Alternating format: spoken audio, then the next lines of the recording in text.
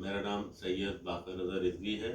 میں chief executive officer ہوں Sindh health care commission میں, اور میں اپنی فیملی کے ساتھ الحرمین والوں کے ساتھ زیارت پہ گیا تھا, اور میں نے ان کو بہت اچھا پایا.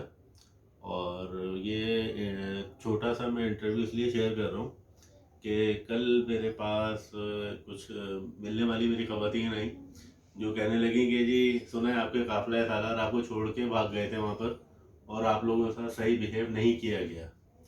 جبکہ ایسا نہیں تھا.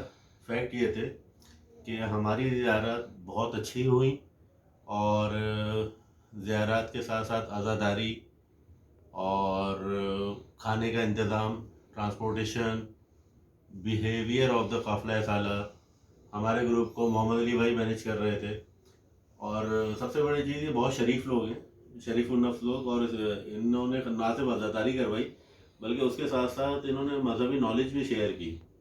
دے آر نالجیبل پیپل, اور یہ ان کے ساتھ زیادتی ہوگی کہ ان کی تعریف نہ کی جائے. تو صرف اس لیے کہ انہوں نے جو ایفرٹس کی ان کو میں تھوڑا اپریشیٹ کروں, اس لیے میں انٹرویو شیئر کر رہا ہوں کہ ایسا کچھ بھی نہیں ہوا, اور یہ بہت اچھے لوگ ہیں, اور اگر مجھے دوبارہ موقع ملا تو میں انشاءاللہ پھر ان کے ساتھ جاؤں گا. Thank you.